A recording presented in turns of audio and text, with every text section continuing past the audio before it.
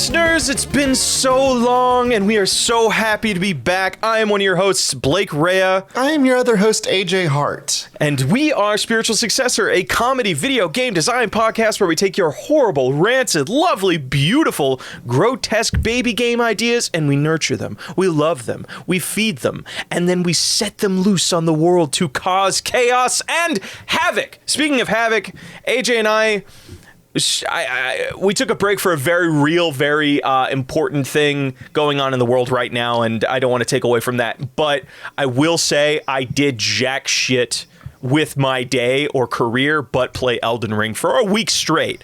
And yeah, what did a week straight of Elden Ring bring you? How much success did you get? Because last time I was on the phone with you, I was on a call with you last night, and I was like, man, this dude's really kicking my ass. And you were like, I have no idea who this guy is. I was at like the first gear check, and you were like, I don't know who that is. It couldn't be. Well, that's the thing. This old fuck? The way I've been playing this game is I'm going all to the. I've been mainly going to the areas I'm not supposed to be in, and that means I'm always constantly out leveled, and so that game has been rough for me, but there's so much dead time that it's almost relaxing.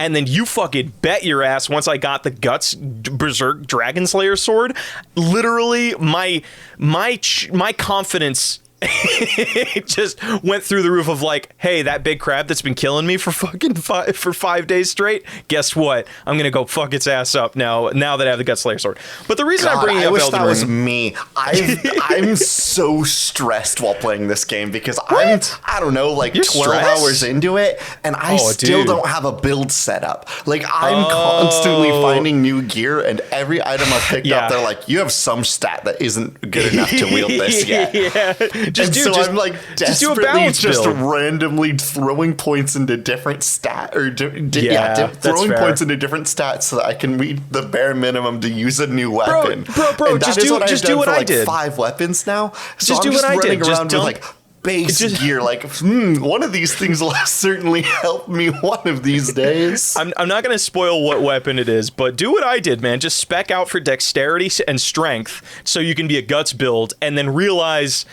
then come across a really cool magic sword and realize you have to start completely over because it's so fucking cool, dude. And I did not spec for intelligence in the slice. But the reason I'm bringing up Elden Ring, it's an amazing game. It's a masterpiece. I'm having such a great time with it. I cannot recommend it the most. The open world is kind of sucky. No. It has the most spiritual successor ass opening.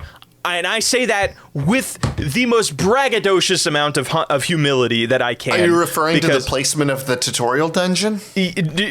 I'm talking about the placement of the first fucking real boss in the game. The tree avatar, that is a boss. So you go through the tutorial, you do all that stuff, and it's fine, it's dandy, you get killed, there's no spoilers, whatever. You find out you're a magical tarnished. You now have access to the open world, and literally right in front of spawn point is this dude on a horse with a big golden shield and a sweet axe. And you're thinking, hey, I'm perfectly leveled to take this thing on, right? You're dead fucking wrong. Don't ask me how many hours I spent working on this boss, thinking, man, if I go anywhere else, it's gonna be the same level shit, and I'm gonna have just as much difficulty. But here's the beautiful fucking sucky nature of Elden Ring, is that boss you can't beat. You literally can't beat until like you are in a different zone and got a certain ability and are leveled up maybe 20 more levels. It is so it definitely takes beautiful. That long, and I definitely didn't do it literally like my third session playing the game. Yeah, you need to level up so much. Are you saying, okay, two things there. Literally all you need is a horse. Yeah, but you... No, you need to level up certain things because I think you just need to get good and have a horse. Killed it, AJ. I still haven't killed it, and I'm like 18-20 hours into this goddamn game, and I still haven't fucking killed the first boss. I fought all the other bosses. Do you have the horse yet? Yes, I have the horse. I'm like doesn't specced sound out. like you have the horse. No, I have the fucking horse, and anytime but if I try you had the horse and you fought him, you'd kill him super easy. No, I don't know. Hey, Blake, do you want to do a podcast show? This is the podcast. This is me ranting and raving about my woes in video gaming. But you're right. We should. No, that's not this show. We have to do a different show if you want to do that. This show's the one where we take the horrible ideas from the audience. We're the ones who design and turn them the into the next shit. triple. Yeah. Yeah, you're right. Would you like me to show you how it's done? Are you referring to killing the tree avatar or giving me a good submission? Because fuck you either way. Which one would you prefer? I'd rather you give me a good game submission. I can't take that kind of pain right now. I'm okay, then I'm gonna go ahead and blast you with the best one I've got right at the get. This comes from Rad Nauseum, mouthful mode at Rad_Nauseum. Fantastic news. A popular musician just stumbled upon the classic game 50 Cent, Blood on the Sand, and has commissioned you to make them a game that captures their own likeness in a similarly iconic way. That musician, Weird Al Yankovic. Whoa. Good luck. Okay. How familiar are you with the hit video game from the Xbox 360 generation, 50 Cent, Blood on the Sand? It was my fucking trash brother's favorite game. I know. I know that's stupid. I don't remember like the fucking details of it, but I remember watching it and thinking like, wow, this does feel like, because it has all of the shitty energy of like a fucking Monster MXC Unleashed game, but it's like Grand Theft Auto and without the budget. You know what I mean? It was really weird shitty. Because it is like a commercial branded game a la like Tack and the Power of Juju. But it's for 50 Cent? Wait, it's a weird beast. Wait, Tack and the Power of Juju? That's like I thought... Are you saying was the show before the game? I'm pretty sure the show was before the game. No, I think that was I think the game came before the TV show. You're talking about the one that was on Nickelodeon, right? Yeah, the Nickelodeon TV show. That was after the video game, I'm fairly sure. The video games just feels like it's that fucking bad, huh? It was a shitty game. It feels like a shitty brand game before the brand even existed. It feels like a shitty brand game before the brand existed. Congrats, Tack and the Power of Juju, for really being a dog shit game. But this isn't about you. This is about 50 Cent, Blood on the Sand, a video game that feels like it's a tie-in to a movie that does not exist. Why is it Blood on the Sand? Like, I never got that name. Because, like, doesn't it take place, if I remember correctly, it all takes place in urban, like, cities.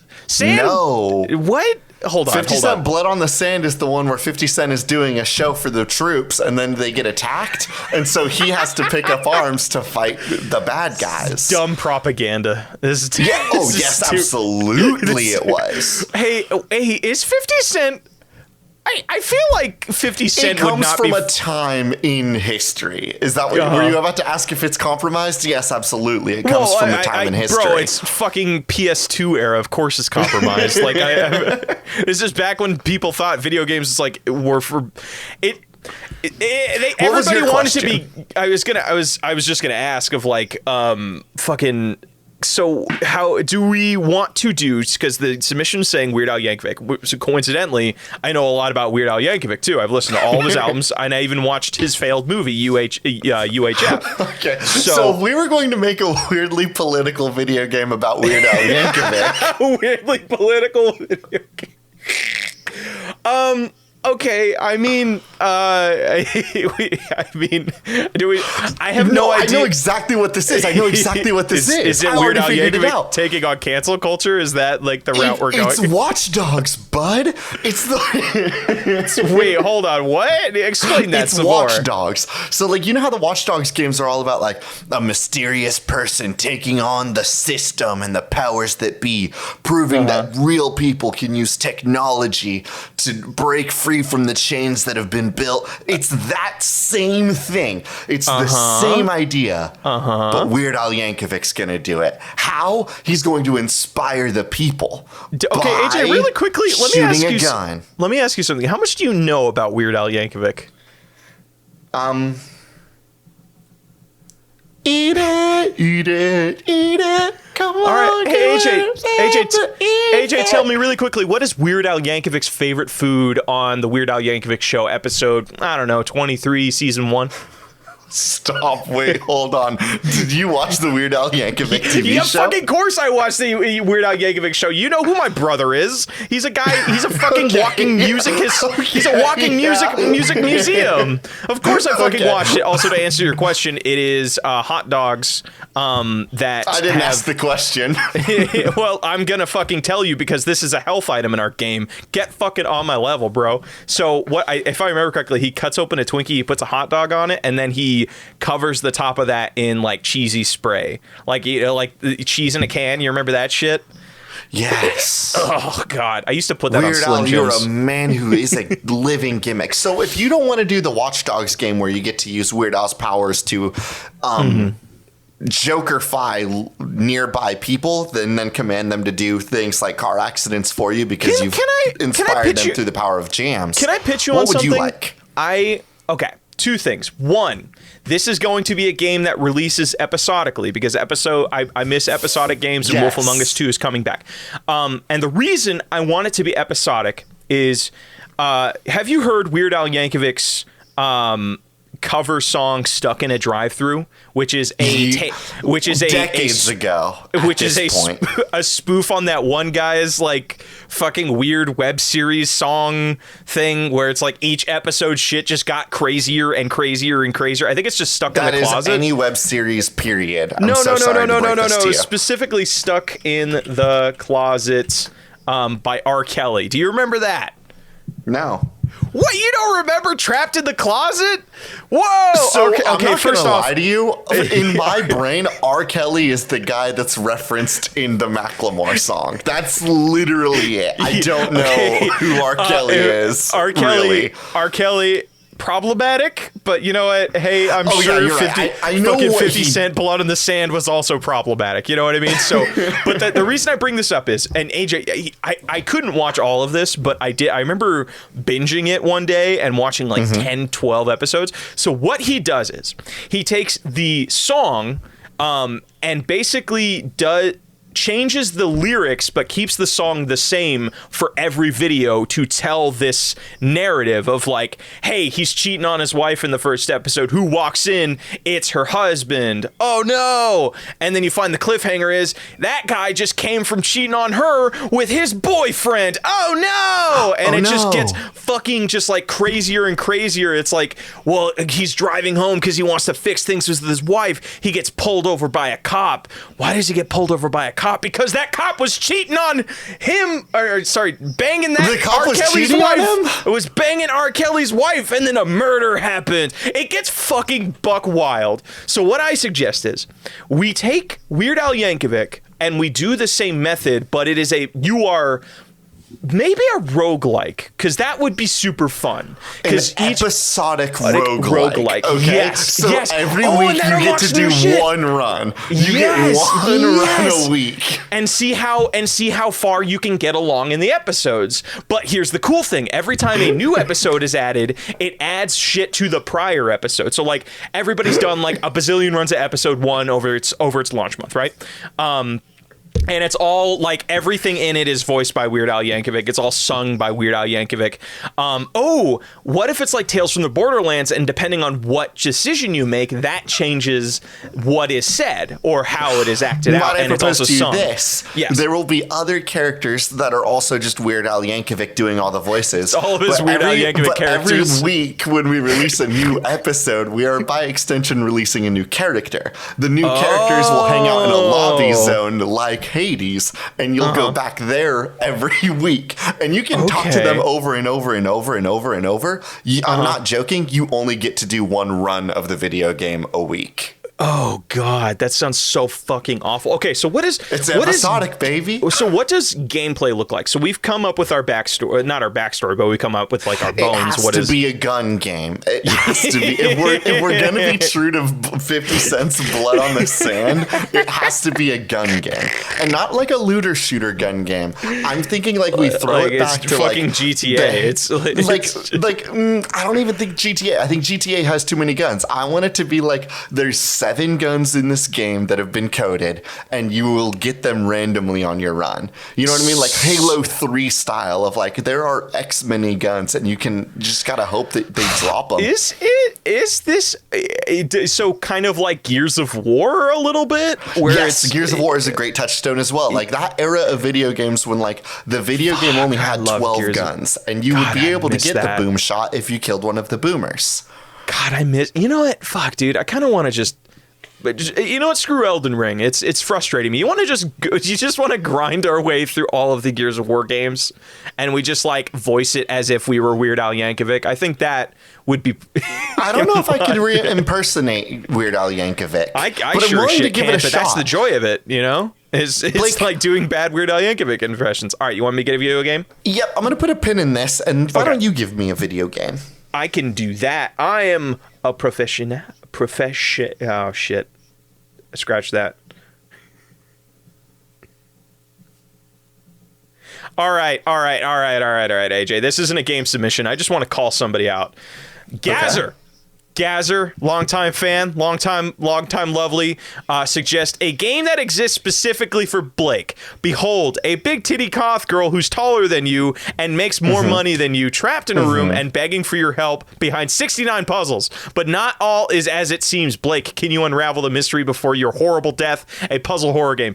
Bitch, do you think you think I'm that simple? You think I'm that easy to read? Because you're first of all, this video game does. Here's the thing, and this is the embarrassing part, Blake. I don't want to blast you for this. This video game does exist. You've played it, and then you dropped it before it really got to show itself what it. No, it showed it what it was, and then you got bored of it. Was it near, and you just were like, eh? No, it was Inscription. You fucking jag. Wait, there's a goth girl in there that I can date? Yes. Oh shit! I gotta pick that game up again. You have to get back in. There is a goth girl.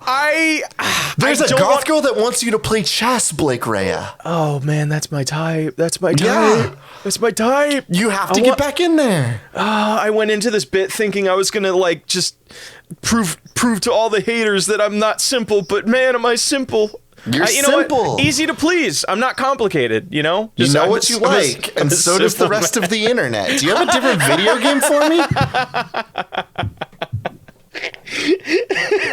Yes, I do. This one also comes from Gaz, just because like I want to use one of their submissions. Children of the Corn, be a living corn cob. Hunt and kill the farmers trying to harvest your fellows.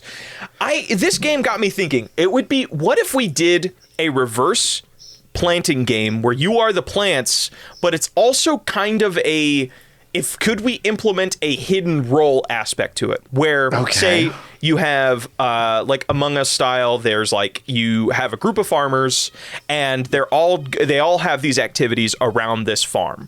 But as it turns out, one of the plants is a fucking, like, they touched the goo from Teenage Mutant Ninja Turtles, and now they're just like, they want to go on the warpath.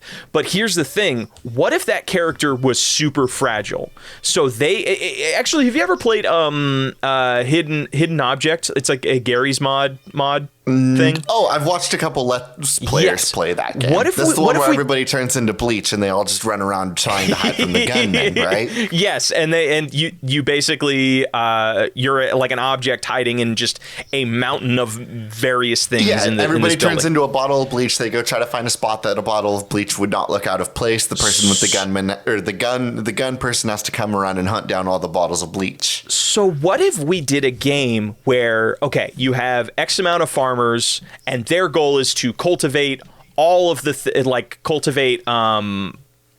all of the plants, or collect everything to harvest. The game ends and the farmers win if they manage to collect all of harvest everything.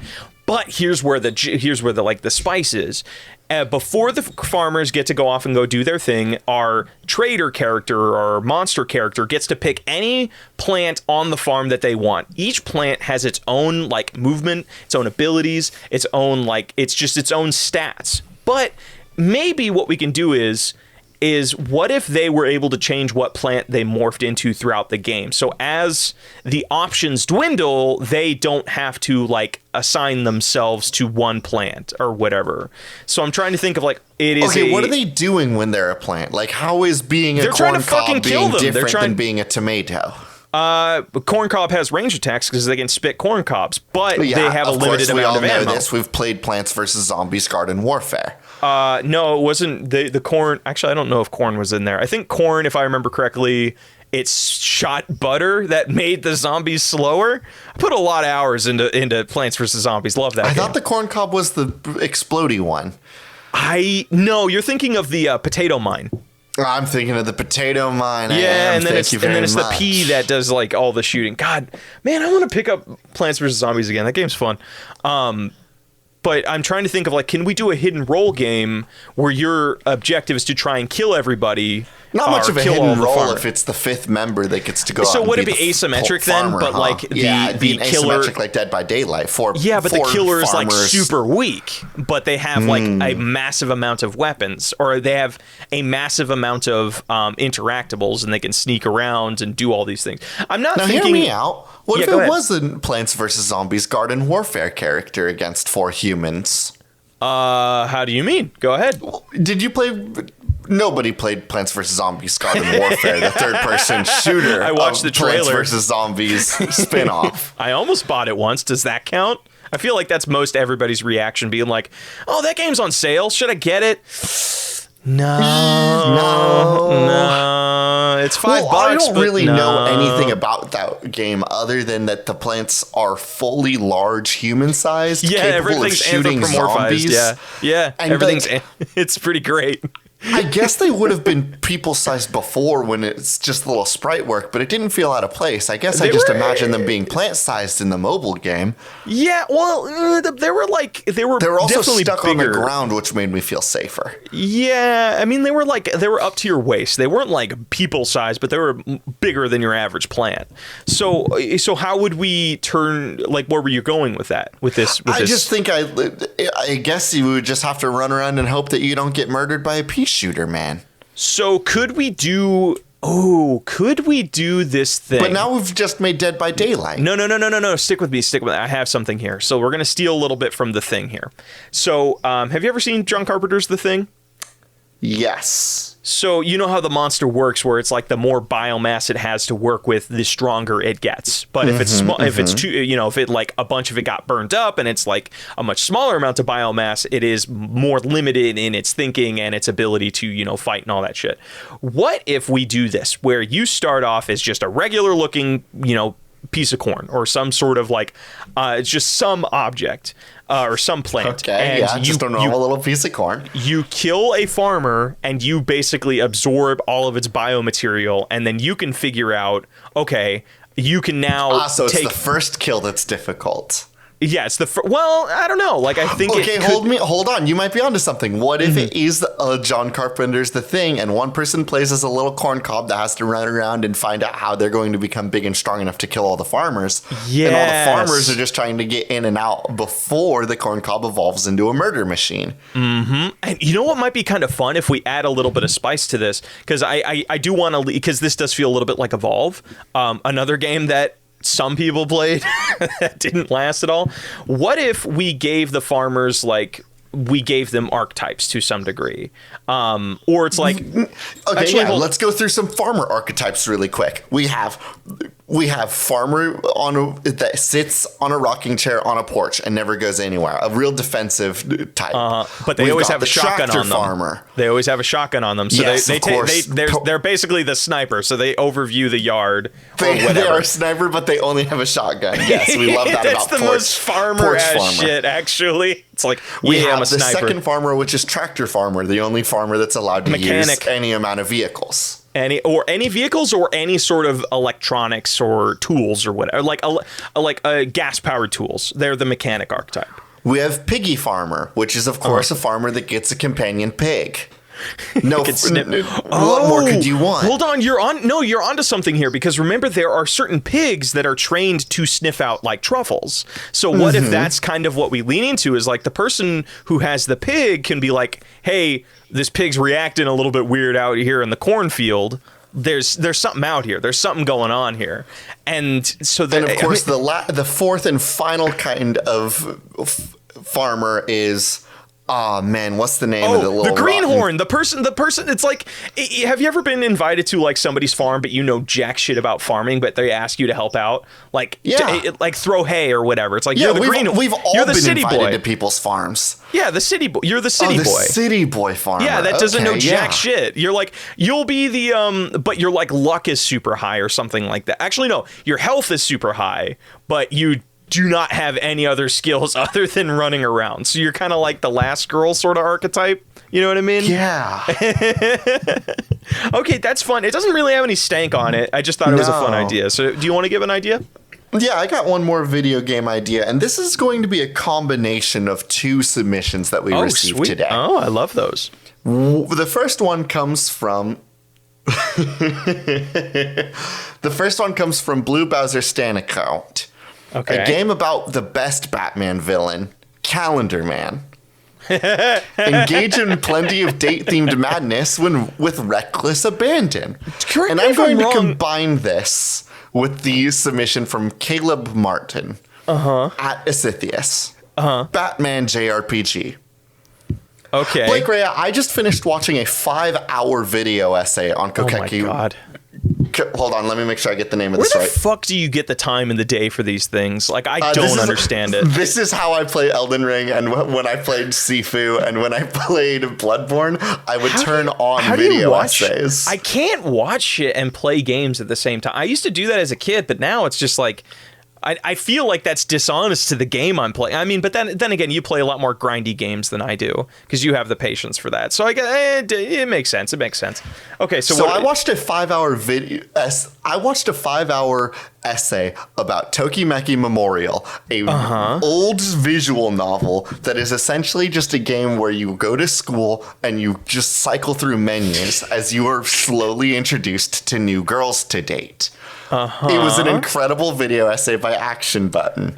But what's important here is that this is the video game that is, hey, Blake, I know when I explained this to you, you were probably like, oh, just like the games I used to play on Newgrounds of all the mutant fucks. Yeah, it's kind of like that.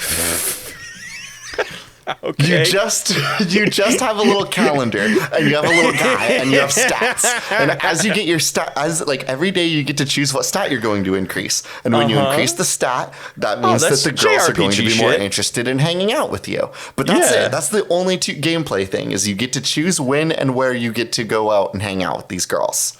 But isn't that just like a common okay, go on. I'm one of the Bat Kids. I'm one of the Bat Boys. I don't know. Jason Todd, Damian Wayne, the one that got shot with a gun. All of them fuck. These are bad examples. All of them get it, except for Damian, because he's a child boy. But I think no. Here's what I'm saying. Blake, take your mind out of the gutter. I'm not here to date women. You're the one who pitched things. We are playing as a new Bat family member who needs to decide on a rival villain, needs an arch enemy, and Batman's got arch enemies in spades. Motherfucker's got Mr. Freeze, Catwoman, Joker, Calendar Man. He's got so many. We want one. We're going to steal one of his arch enemies. And so this is a game where you do the day-night cycle is you sleep by day. And at nighttime, you are given a menu of a bunch of different things that you're going to do. Maybe you're going to go fight crime. Maybe you're going to go do detective work. Maybe you're going to go to the library and do research. Maybe you're going to hang out with Alfred and study computers. And every time you do that, you're going to increase some sort of bat stat. Once you get different bat stat thresholds, different Batman arch enemies will take an interest in you. Okay. Then now we go into the visual novel part where you get to choose whether or not you're going to take this arch enemy as your arch enemy. And there will be plenty of fun little visual novel essays where we read stories about how we are growing further and closer to our arch enemies, building up the repertoire and relationship needed. Are we just basically building out the game version of like Lego Batman and Joker's just like super like steamy, obvious they're into one another sort of thing. So the Joker Batman thing is an excellent example, and perhaps we might have a romance like that. But a Mr. Freeze is just going to be a standard rivalry. Probably. He's very cold like that. But like you see what I mean, right? It is just like a menu visual novel game where we're just trying to be one of the Bat teens trying to prove to one of the grown-ups that how's it going? I'm your new arch enemy. Can't you see based on how good I am at karate? There's this thing I cannot remember the name of the game, but there was this game that this reminds me of. Where you basically just are handed a deck of cards at the beginning of the game, and depending on like how you play those cards and what routes you take with those cards leads to you unlocking different gods to worship.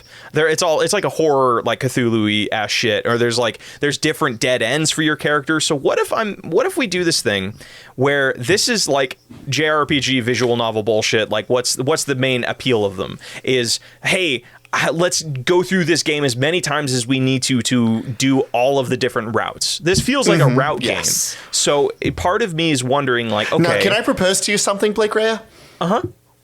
It doesn't need to be.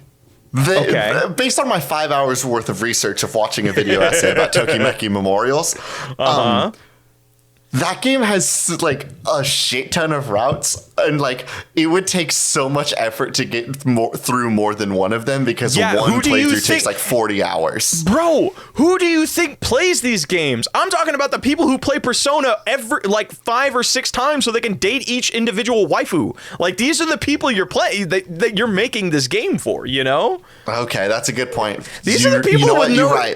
Gamers do be gaming. They will find a way. We know somebody in our friend group that has played Elden Ring every single day this past week and beat the game. Like already beat it. So I can picture that. Like I don't know. There's just some sort of like, I think it triggers that same part of our brain that's like, I gotta collect everything.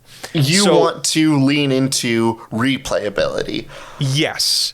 Because like I'm imagining when each villain operates on its own like thing, the Bane's only going to be interested in being your rival character if you have very high intelligence and strength. You need those two stats to be up and up. And then you have somebody also, like Mirror. He needs to know that you've never lost a fight. If you lose one fight in the story, Bane will no longer be interested in being your rival.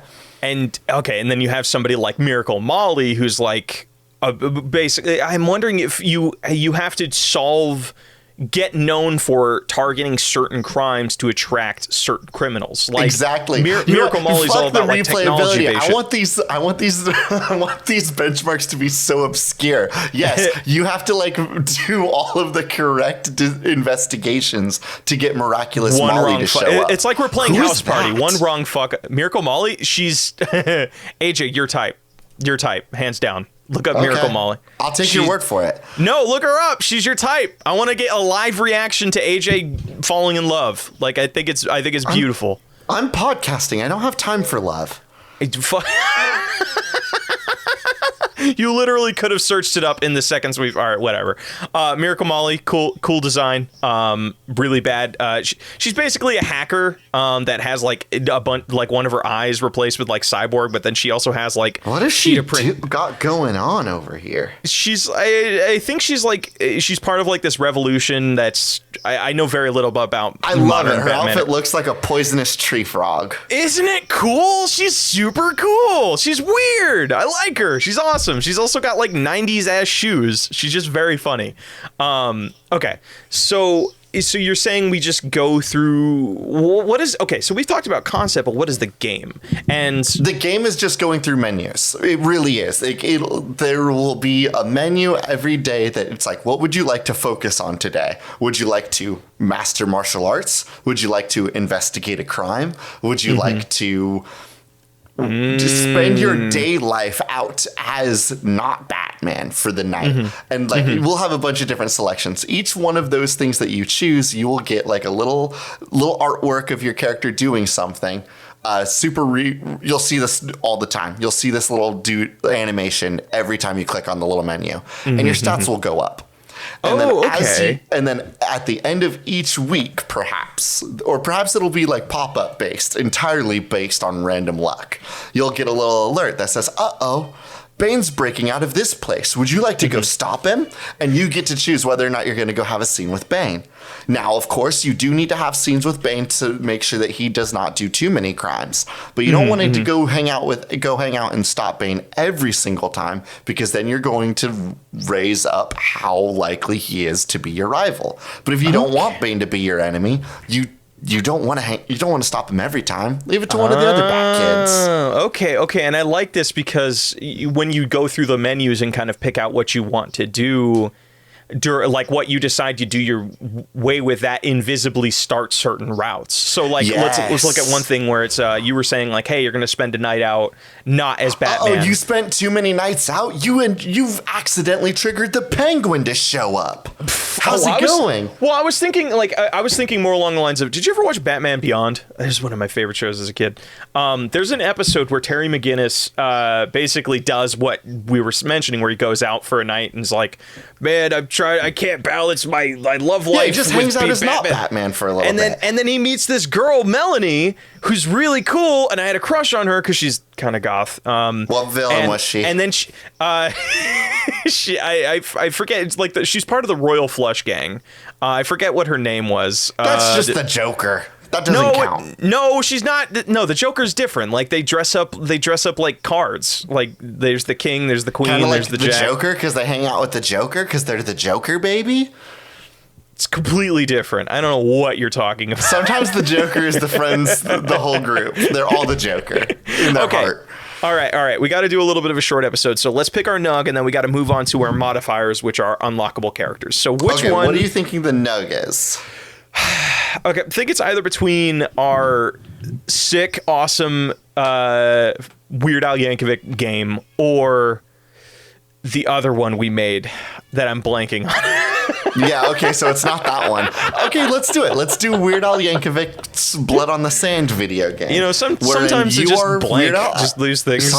Sometimes it happens. Maybe we should take notes when we're doing this show. You know, this just seems like a lot of work. Yeah.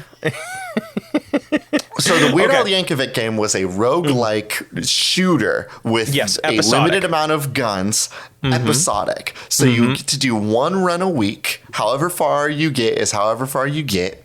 And then you go back, and whatever information you've gained on that run, you get to then talk to the same 5 NPCs over and over again, desperately hoping that you'll get something new out of the lore. What is it? So roguelike, the loop of it is like every run you kind of earn something new or unlock something new, or you gain resources that allow you to unlock something new. It doesn't have to if it sucks shit, like we want to make a game that's bad.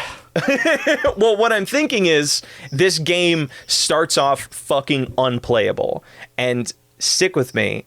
You have to play the game a bunch of times because the concept of this game is that it's a song, it's a musical, but you have to unlock a parody. You have to unlock the usable lyrics over the course of runs. So it's like certain things you just can't fucking you come up to this conversation, you don't have the right notes or syllables or words to do the decision you want. So you have to go through and do somewhat successful runs to unlock new lyrics, unlock new music, unlock new instruments, unlock things that basically, as you play more of the game, it makes the instrumentation and the music of each episode bigger and grander and more fleshed out, but also you can like take the route that you want because now you have the tools. And of course this is like Enter the Gungeon. I hear what you mean. So what you're imagining is that you go in for an NPC conversation, and this is week 1, the first week that the game is out. You go talk to an NPC,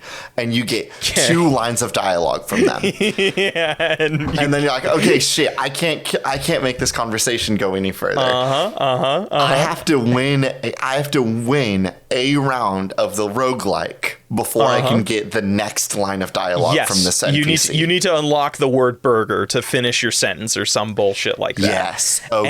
And so the game is fucking unplayable. How does this work in tandem with the fact that we only get to do one run a week? Do we get one clear a week or one run a week? Is this... I mean, how about we reduce it to one a day? I think that is a little bit more. Okay, you get one run a day. Yeah, it's like this is our version of Wordle. You get one a day. Yeah, no, that makes sense. I mean, when I played Hades, it took me 30 runs before I got my first clear. So by that math, it would still take me a month. A month to finish this game. God damn, that's I don't hate that. I hate that. Also, like, how many runs did it take you to get your first clear in Hades? I didn't, because I fucking hate roguelikes near the end game. Like, roguelikes, I ask any roguelike I've ever played, I've never finished it. Aren't you the motherfucker that always preached to me about how good Enter the Gungeon is? Enter the Gungeon is fun, but... Enter the Gungeon is fun, but it suffers from the same bullshit that every roguelike does, where it's like, okay, you got good at the first 3 levels, but you still got to play those first 3 levels to get to the shit that you want to play, so it's just...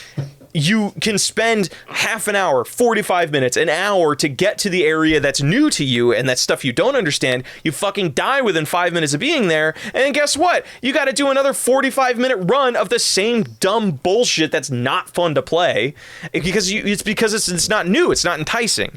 The thing at least I liked about Hades is that it would introduce new enemies depending on like what run you were on. New powers too. There's so many little goodies for you to play with in that game. But even then, I still fucking came to that slog of like 45 minutes in. I'm like, I'm not having fun anymore. No, I could be playing the third zone is never fun. Considering how much fun the fourth zone is, I hate the third zone so much in Hades. The music's bad. I mean, but it's not even like I thought every zone was awesome to explore when I first got into there. It's just it becomes samey. Everything becomes samey, and it's no fun.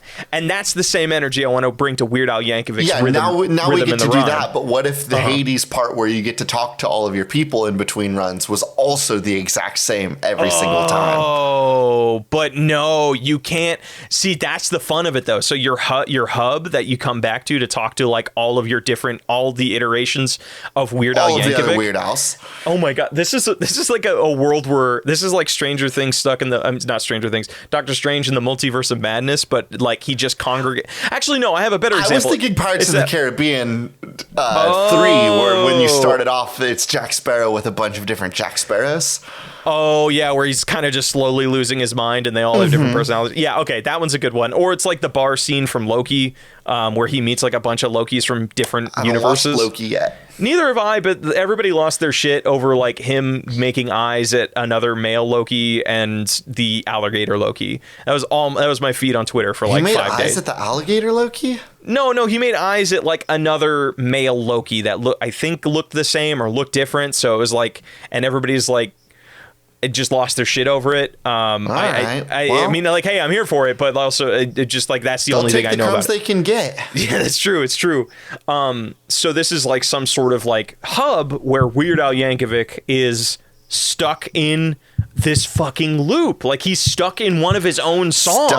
Stuck in his own song. And he's my God, that sounds way out fucking hellish. In a combat roguelike where he gets one of 7 weapons through the game. He can't escape this song until he sings a perfect way out. This is kind of like Alan Wake, where it's like, I don't know how much of that you've played, but like he can't just write on the magical typewriter. It's like, and then everything was fine. It's like, no, it has to make sense. It has to be a believable story before it turns it into reality. So this is their same thing. It's like our Weird Al Yankovic from whatever world is trying to make the perfect song that is him escaping from his own fucking song. He's trapped in a weird.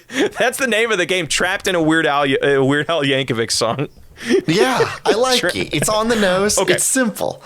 See, but what I like about this is if we are dealing with multiple universes of Weird Al's, these can be our unlockable characters. And I'm wondering, does each character have different starting words? Like Thank you so much, Blake, for mentioning that we have an unlockable character. Good segue. For those that might be confused by how cool this segue looks, if you're a member of our Patreon Discord, you can submit modifiers that we change semi-regularly.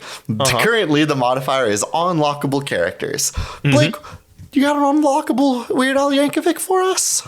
This one comes to us on our Discord from Void. Spoiler, the villain, but from someone's coffee shop AU. There has to be an AU fan fiction of Weird Al, but he's serving you coffee and somebody just loses their shit over that. Motherfucker, I'm certain that's just Weird Al Yankovic. What? You think he's like, I mean, he does have like... You don't think that Weird Al Yankovic would work at Starbucks for a day just for the giggles of it? Oh my God, just to fuck with people, being like... That sounds pretty on brand for Weird Al Yankovic. Okay. But he's like...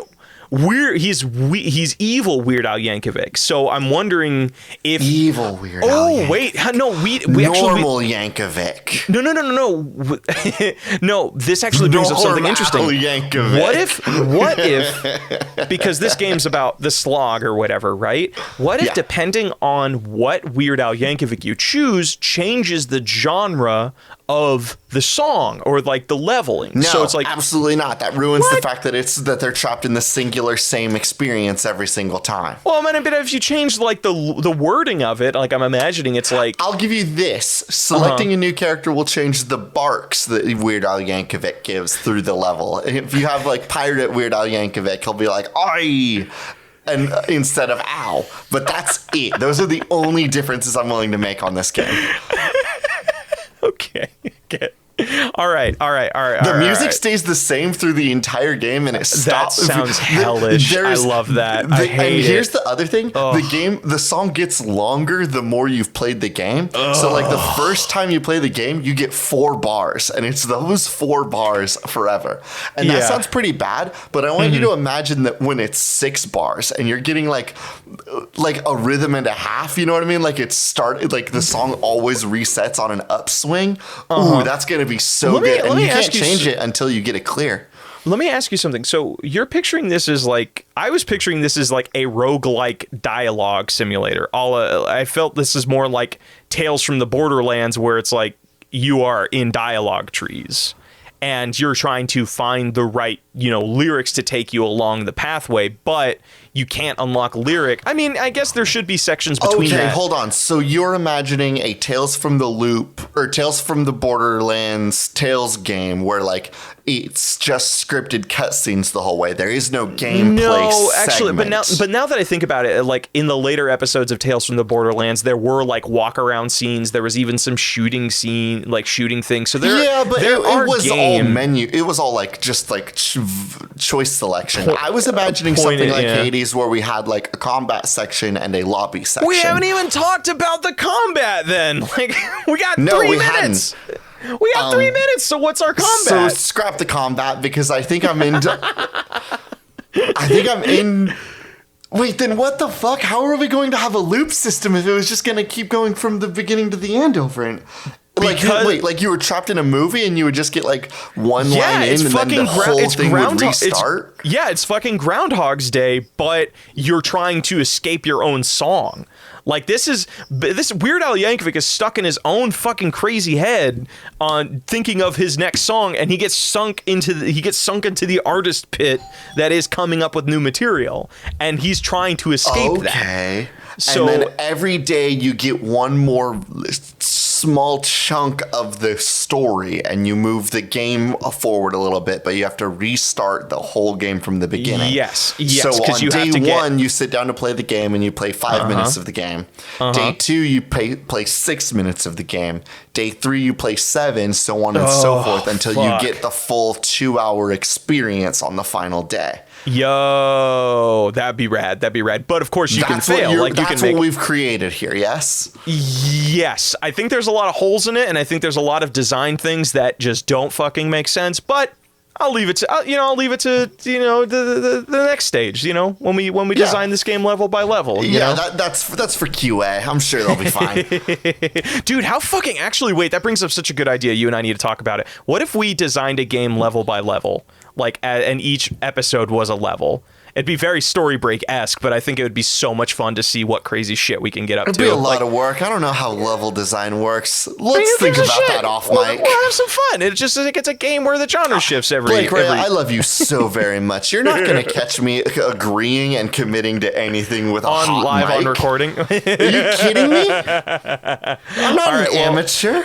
Well, thank you, Void Spoiler, for submitting our modifiers. If you want to get in on that modifier action or just hang out on a Discord with us, come join us on our Patreon. It's only $2 a month. With that, let's go ahead and go to patch notes. Hell yeah, that's a game trapped in a Weird Al Yankovic song.